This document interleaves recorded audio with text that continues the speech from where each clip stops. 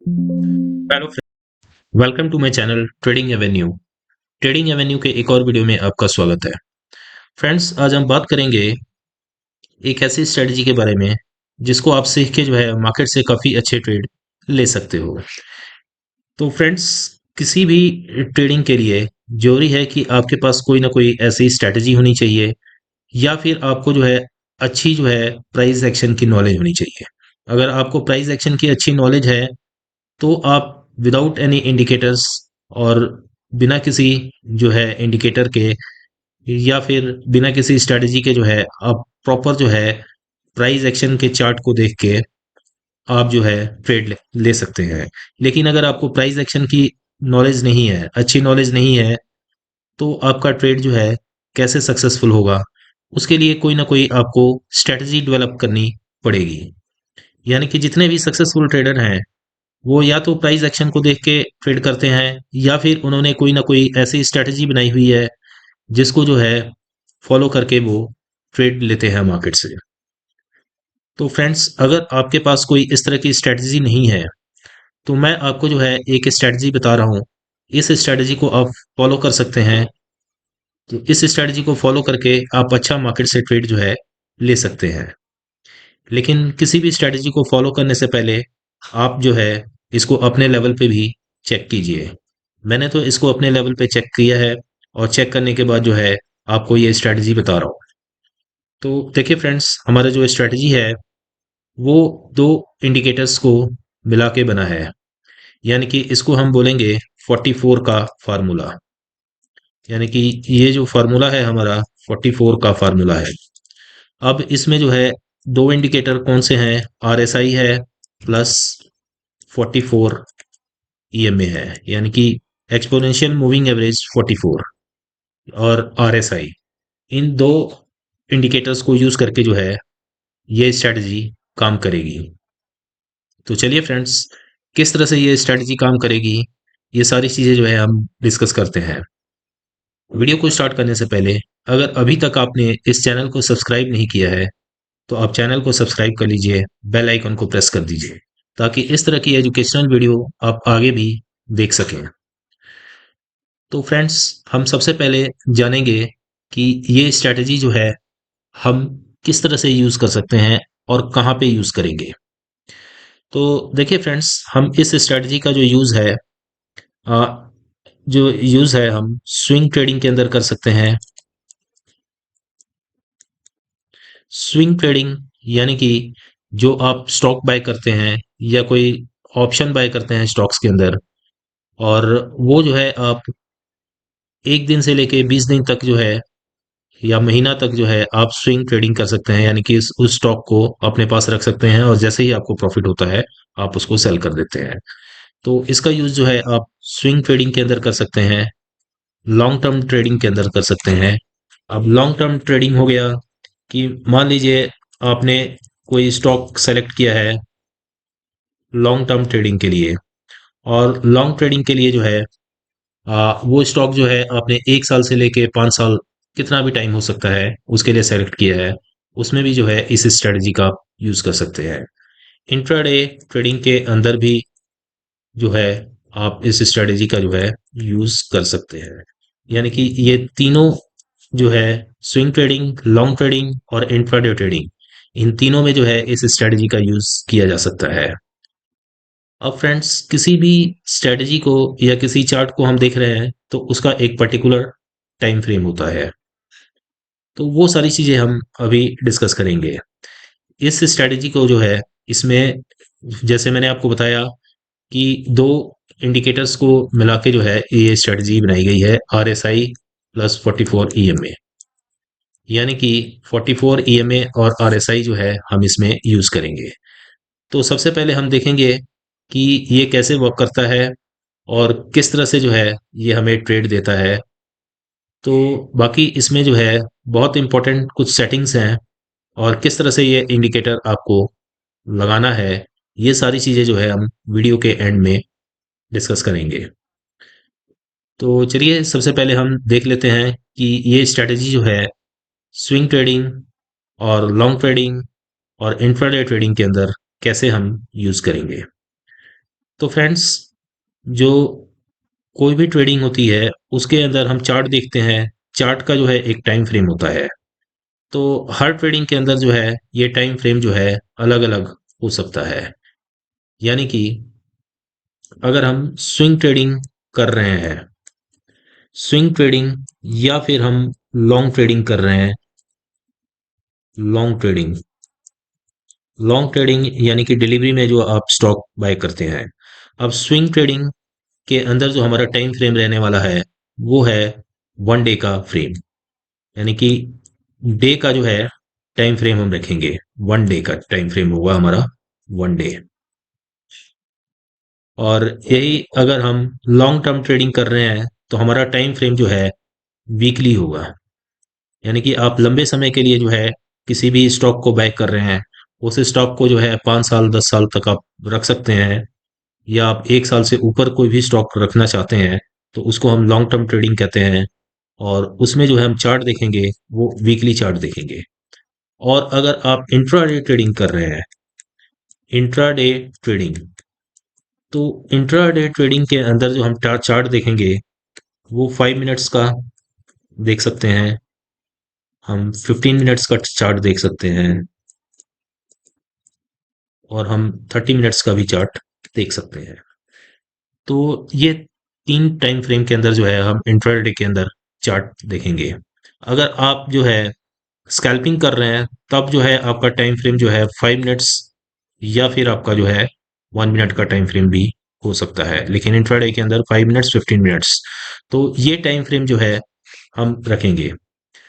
तो फ्रेंड्स, हम सबसे पहले देखेंगे कि हम जो है इस स्ट्रेटजी का यूज करके, यानी कि 44 का जो फार्मूला है इसको यूज करके हम स्विंग ट्रेडिंग के अंदर, यानी कि अगर हम स्विंग ट्रेडिंग कर रहे हैं, स्विंग ट्रेडिंग में कैसे हम इसका यूज कर सकते हैं। स्विंग ट्रेडिंग हो गया, या फिर आप जो है कोई ऑप्शन बाय कर रहे हैं, मंथली ऑप्शन बाय कर रहे हैं, उसको भी जो है हम किस तरह से जो है यूज कर सकते हैं। तो देखिए फ्रेंड्स, इसमें जो हमारा रूल रेगुलेशन है वो ये है कि जैसे ही जो है हमारा आरएसआई जो है, यानी कि हमारा जो मूविंग एवरेज है, यानी कि ईएमए 44, जैसे ही ये गोल्डन क्रॉस ओवर करता है ऊपर की साइड को, यानी कि जो मूविंग एवरेज 44 है इसके ऊपर जब कैंडल्स निकल जाती हैं तब हमारा जो है यहाँ पे बाइंग का सिग्नल बनता है। और इसके साथ ही हमने ये भी देखना है कि हमारा जो उस समय आरएसआई है वो कहाँ पे है। यानी कि अगर हमारा आरएसआई जो है, आ, ये इसके आरएसआई को यूज करने के भी कुछ तरीके होते हैं। अब वो क्या रूल रेगुलेशन है, जैसे कि मान लीजिए आरएसआई अगर हमारा 70 से ऊपर है, तो 70 से ऊपर हम लेके चलते हैं कि आरएसआई जो है ओवरबोट जोन में है। तो आरएसआई जब ओवरबोट जोन में है तो यहाँ पे जो है हम ऊपर जो है सी का ट्रेड नहीं लेंगे। यानी कि अगर हम सी का ट्रेड ले रहे हैं या कोई बाइंग कर रहे हैं हम, तो हम यहाँ पे बाय नहीं करेंगे। हमारी बाइंग कहाँ पे और नहीं होनी चाहिए, मतलब 70 से ऊपर निकल गया है स्टॉक और हमें जो है ईएमए कोई सिग्नल दे देता है इस तरह का, तो हम वहां पे बाय नहीं करेंगे। हमारी बाइंग तभी होगी जब नीचे है स्टॉक, जो है 70 से नीचे है, यानी कि आरएसआई 70 से नीचे है और जो हमारा ईएमए है वो क्रॉस ओवर कर रहा है, तब हम वहां पे बाइंग करेंगे। अगर 30 से नीचे है तो हम लेके चलते हैं कि स्टॉक जो है वो ओवरसोल्ड जोन के अंदर है, तो ओवरसोल्ड जोन के अंदर जो है हम सेल नहीं करेंगे। यानी कि हम जो है पी का ट्रेड जो है ओवरसोल्ड जोन के अंदर हम नहीं लेंगे। अगर कोई ऑप्शन बाय कर रहे हैं तो हम पी का ट्रेड जो है 30 से नीचे आरएसआई चला जाता है और हमें कोई सिग्नल मिल जाता है मूविंग एवरेज 44 से, तब हम वहां पे ट्रेड नहीं लेंगे। हम ट्रेड तभी लेंगे जब 30 से ऊपर आरएसआई है, या फिर अगर हम सी बाय कर रहे हैं तो हमारा आरएसआई जो है वो 70 से नीचे होना चाहिए। इस बात का हमने जरूर जो है ध्यान रखना है। हम देखते हैं कि कहाँ पे हमें जो है इसमें ट्रेड मिल रहा है। तो जैसे मैंने बताया कि यहाँ से ऊपर से नीचे जो है कैंडल बन रही है और यहाँ पे जो है ऊपर को और फिर क्रॉसओवर हो रहा है। तो यहाँ पे जो है हमारा एंट्री पॉइंट बनता है। अब हम ये देखेंगे कि हमारा जो एंट्री पॉइंट बन रहा है उस पे आरएसआई जो है वो कहाँ पे है, यानी कि ये वाली कैंडल जो है इस कैंडल के ऊपर हमारा आरएसआई कहाँ पे है। तो ये हमारा जो है आरएसआई का जोन है, यानी कि ये हमारा एंट्री लेवल है। तो यहाँ पे हम देख लेते हैं कि हमारे आरएसआई जो है किस लेवल पे है। तो ये यहाँ पे था, यहाँ पे इस कैंडल के ऊपर जो है हमारा आरएसआई है। तो यानी कि यहाँ पे जो हमारा आरएसआई है वो आप देख सकते हैं 57 पे हमारा आरएसआई है। यानी कि 57 पे जो है आरएसआई है, तो हमारी दोनों साइड से जो है सिग्नल मिल गए हैं। तो यहाँ पे जो है हम बाइंग कर लेंगे। और देखिए बाय करते ही जो है हमारा जो स्टॉक है वो कितनी तेजी से जो है ये ऊपर की ओर गया है, और यहाँ तक जो है स्टॉक ऊपर की ओर गया है। अब देखिए फ्रेंड्स, इसमें हमारे जो है स्टॉप लॉस कहाँ पे होगा वो लगाना जरूरी है। यानी कि स्टॉप लॉस हमारा जो होगा वो हम स्टॉप लॉस लगा सकते हैं जो हमारी एंट्री यहाँ पे हुई है इस कैंडल पे। तो जैसे ही क्रॉस ओवर हुआ है हमारी एंट्री हुई है, इसी कैंडल का जो लो है वहां पे हम स्टॉप लॉस लगा सकते हैं। यानी कि ठीक इस जो हमारी क्रॉस ओवर हुई है ईएमए से उसके नीचे जो है हमारा स्टॉप लॉस होगा। और हमारा टारगेट कहाँ पे रहने वाला है, तो हमारा जो टारगेट होगा वो होगा हमारा कि जैसे ही हमारा जो स्टॉक है वो हम लेके चलते हैं कि 70 से ऊपर निकल जाता है। जैसे कि आप देखिए यहाँ पे जो है ओवरबोट जोन में जो है स्टॉक हमारा चला गया है। अब यहाँ पे हमारे कोई नेगेटिव कैंडल्स नजर आती हैं, जैसे कि आप देखिए यहाँ पे रेड कैंडल्स बननी स्टार्ट हो गई हैं। तो यहाँ पे जो है हम एग्जिट कर जाएंगे। यानी कि ये हमारा जो है एग्जिट पॉइंट होगा। और आप खुद देखिए कितना परफेक्ट हमारा एंट्री और एग्जिट इसमें हुआ है। तो इस तरह से जो है आप इस फार्मूले का, यानी कि इस इंडिकेटर्स का जो है, दो इंडिकेटर्स हैं इनका यूज करके अच्छा ट्रेड बना सकते हैं स्विंग ट्रेडिंग के अंदर। अगर आप इसको ऑप्शन में बाइंग करते हैं तो ऑप्शन में भी आप देखिए कि ये वन डे का जो है टाइम फ्रेम है, तो इसमें एक दो तीन चार, मतलब ये आप जो है अगर ऑप्शन को 5-6 दिन होल्ड करते हैं, मंथली ऑप्शन होगा, तो अच्छा खासा जो है प्रॉफिट आप बना सकते हैं मार्केट से। इसी तरीके से हम और देख लेते हैं कि हमें कहाँ कहाँ जो है ट्रेड इसके अंदर मिल रहा है। तो देखिए फ्रेंड्स, इसमें जो है हम थोड़ा सा पीछे लेते हैं और देखते हैं कि कहाँ पे जो है हमें ट्रेड मिलता है। देखिए हम इसमें एक पी का ट्रेड भी देख लेते हैं कि हमें कहाँ पे मिल रहा है। तो देखिए यहाँ पे जो है डेथ क्रॉस ओवर जो है EMA 44 का यहाँ पे हो रहा है। तो यहाँ पे जो है हमारा जो है एंट्री पॉइंट बनता है। तो अब देखते हैं कि ये वाली जो कैंडल है इस कैंडल के ऊपर नीचे जो है नीचे की ओर क्रॉस ओवर हुआ है। कैंडल ऊपर गई है फिर दोबारा से नीचे यहाँ पे आ रही है। या फिर हम इससे कह सकते हैं कि यहाँ की बजाय हम जो है यहाँ पे एंट्री बनाएंगे। देखिए यहाँ पे जो है ऊपर से नीचे की ओर क्रॉस हो रही है। तो यहाँ पे जो है इस कैंडल के ऊपर क्रॉस ओवर हुआ है नीचे की ओर। तो यहाँ पे जो है हम देखेंगे कि हमारा आरएसआई जो है वो कहाँ पे है। तो आरएसआई को अगर देखा जाए तो हमारा जो आरएसआई है ये कैंडल के ऊपर क्रॉस ओवर हुआ हो रहा है। तो आरएसआई हमारा यहाँ पे है। यानी कि हमारा जो आरएसआई है वो यहाँ पे जो है 48 के ऊपर है। यानी कि 50 के आसपास है हमारा आरएसआई। तो यहाँ से जो है हम बाइंग कर सकते हैं। तो यहाँ से आप देखिए उसके बाद स्टॉक के अंदर कितनी बड़ी गिरावट देखने को हमें मिली है।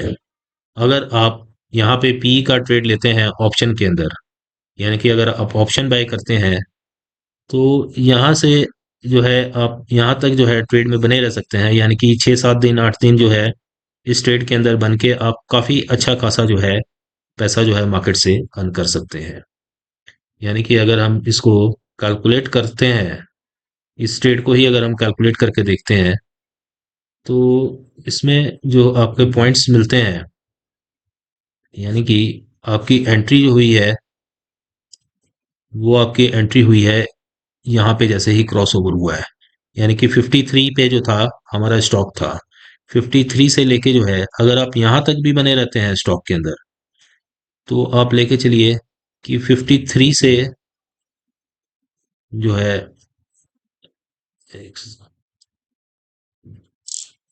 यानी कि 53 से जो है, मैं आपको दिखा देता हूँ कि यहाँ पे अगर हमारी एंट्री होती है तो स्टॉक जो है हमारा 53 पे है।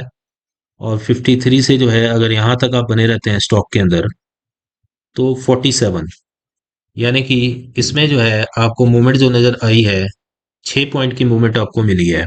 और ये 6 पॉइंट की मूवमेंट जो है आपको विद इन ए वीक जो है आपको मिल जाती है।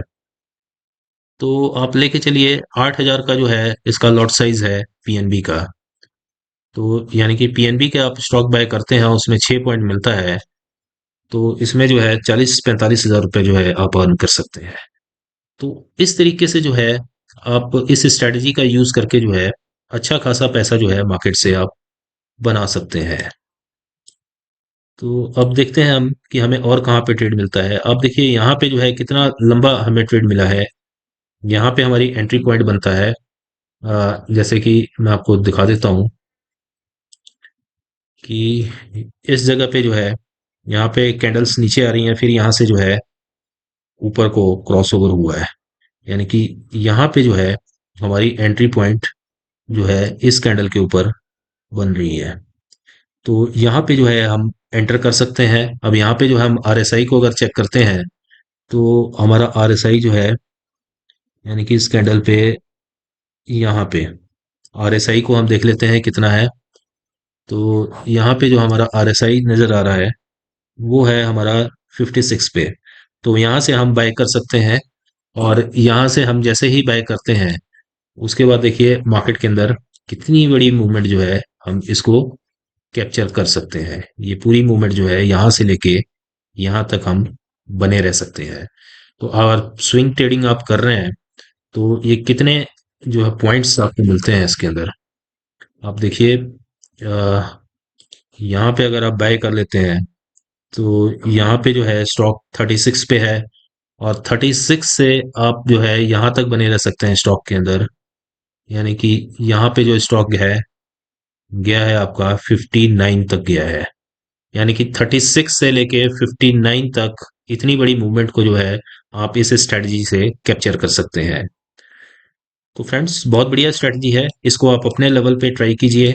इसको सबसे पहले किसी भी स्ट्रेटजी को यूज करने से पहले उसकी पेपर ट्रेडिंग की जाती है, यानी कि आप अपने लेवल पे इसको चेक कीजिए कि ये स्ट्रेटजी आपके कैसे बैठती है।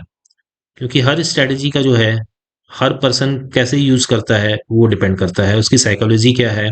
यानी कि आपके लिए ये स्ट्रेटजी सही काम कर रही है नहीं कर रही है, आप पेपर ट्रेड करके देखिए। उसके बाद जो है आप रियल ट्रेड कीजिए। इसी तरीके से जो है हम यहाँ पे जो है इस जगह पे हमारा बाइंग बनता है, यानी कि नीचे की और कैंडल्स बन रही हैं। तो यहाँ से जो है हम यहाँ तक जो है ट्रेड में बने रह सकते हैं।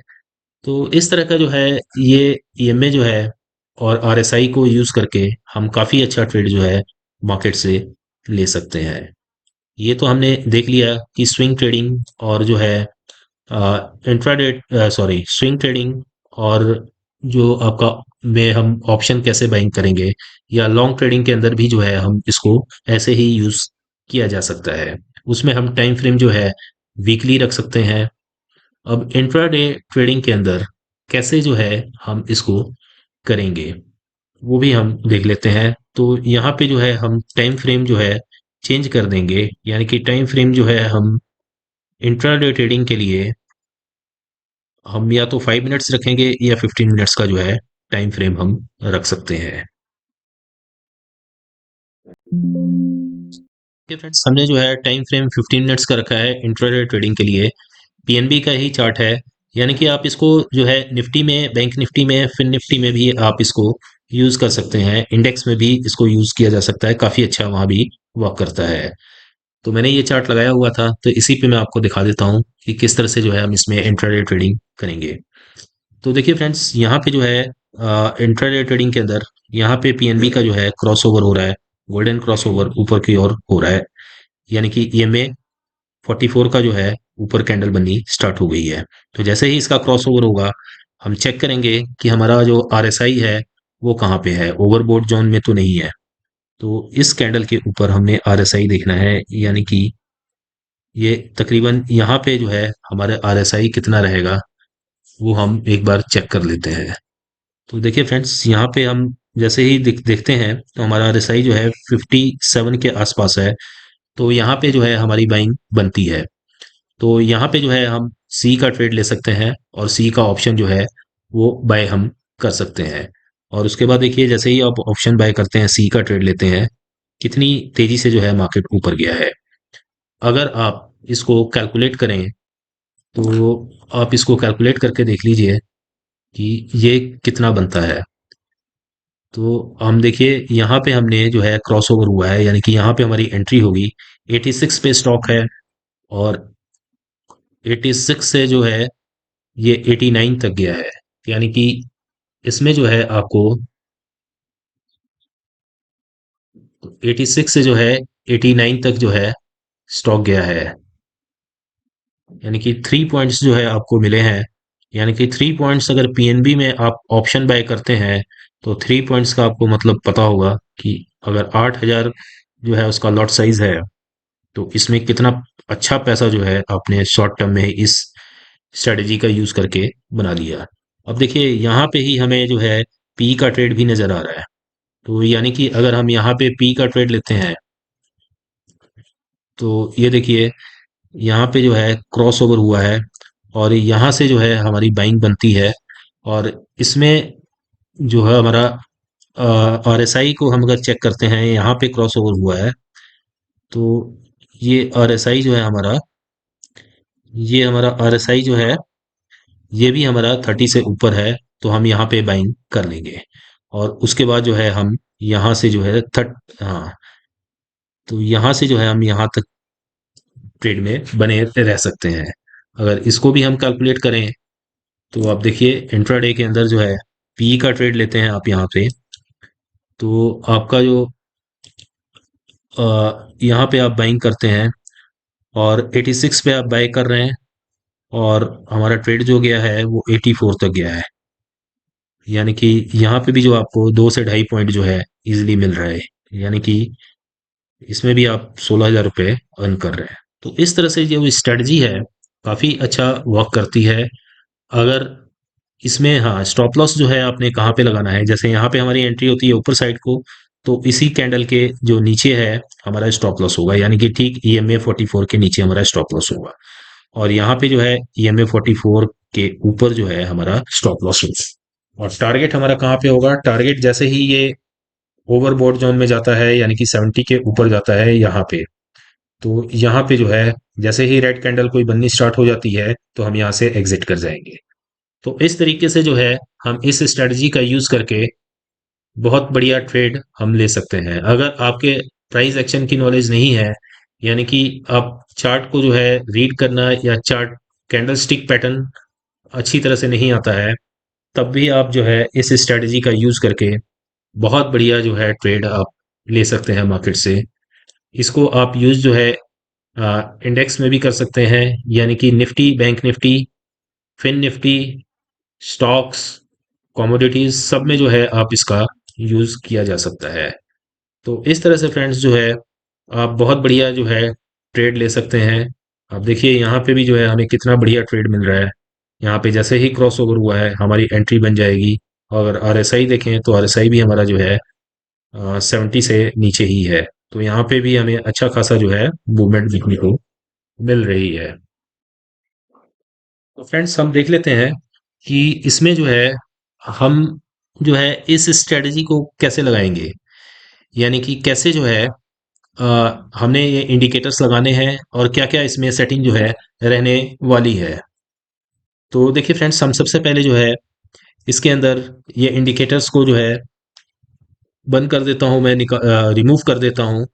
उसके बाद हम देखेंगे कि ये इंडिकेटर्स कैसे लगाने हैं और इसकी सेटिंग क्या रहने वाली है। तो सबसे पहले जो है हम इंडिकेटर्स के अंदर जाएंगे, और यहाँ पे हमने जो है टाइप करना है EMA, यानी कि एक्सपोनेंशियल मूविंग एवरेज, ये लिखा हुआ आएगा मूविंग एवरेज एक्सपोनेंशियल, इसको ऊपर आपने क्लिक कर देना है। और आप जैसे ही क्लिक करेंगे ये आपका मूविंग एवरेज लग गया है। लेकिन इसके अंदर हमें सेटिंग करनी है, क्योंकि इसमें जो डिफ़ॉल्ट सेटिंग होती है वो 9 EMA की होती है। इसको जो है हम चेंज कर देंगे 44 EMA के साथ, यानी कि यहाँ पे जो है हम इसको 44 कर देंगे। और उसके बाद जो है स्टाइल के अंदर जाके इसमें स्टाइल में जाके जो है, जो इसका है, इसको हम थोड़ा सा थिकनेस को बढ़ा देंगे ताकि आपको और अच्छे से नज़र आए। ये हमने कर दिया और उसके बाद जो है हम इसको क्लोज कर देंगे। तो ये हमारा जो है 44 EMA जो है लग चुका है। अब हम देखेंगे कि RSI जो है वो कैसे हमने लगाना है। तो RSI के अंदर जो है हमने RSI टाइप करना है, और रिलेटिव स्ट्रेंथ इंडेक्स, यानी कि ये जो है इसके ऊपर हमने क्लिक कर देना है। और हमारा जो है नीचे ये RSI लग चुका है। इसमें हमने कोई चेंजेस नहीं करने हैं। अगर एक चेंज थोड़ा सा करना चाहें आप, तो इसके अंदर, और जो ये बीच में आपको येलो कलर की लाइन नज़र आ रही है इसको आप बंद कर दीजिए। और इसके जो थिकनेस है इसको हम थोड़ा सा इंक्रीज कर देंगे, या अगर कलर चेंज करना चाहें तो आप कलर भी इसका चेंज कर सकते हैं अपने हिसाब से। जैसे मैंने रेड कलर किया हुआ था तो इसको मैं रेड कलर कर देता हूँ, और इसके थिकनेस को जो है मैंने थोड़ा सा बढ़ा दिया है। तो इस तरीके से जो है हमारा कंप्लीट जो है जो हमारा स्ट्रेटजी है वो लग चुकी है, यानी कि दोनों EMA जो है आपके सामने है, ये लग चुके हैं। तो फ्रेंड्स, आप जो है इस स्ट्रेटजी का यूज़ कीजिए, पेपर ट्रेड कीजिए, रियल ट्रेड कीजिए, और मुझे कमेंट बॉक्स में ज़रूर बताएं कि ये स्ट्रेटजी आपको कैसी लगी। तो आज के लिए इस वीडियो में इतना ही। कल फिर मिलेंगे एक नए स्ट्रेटजी के साथ। Thank you.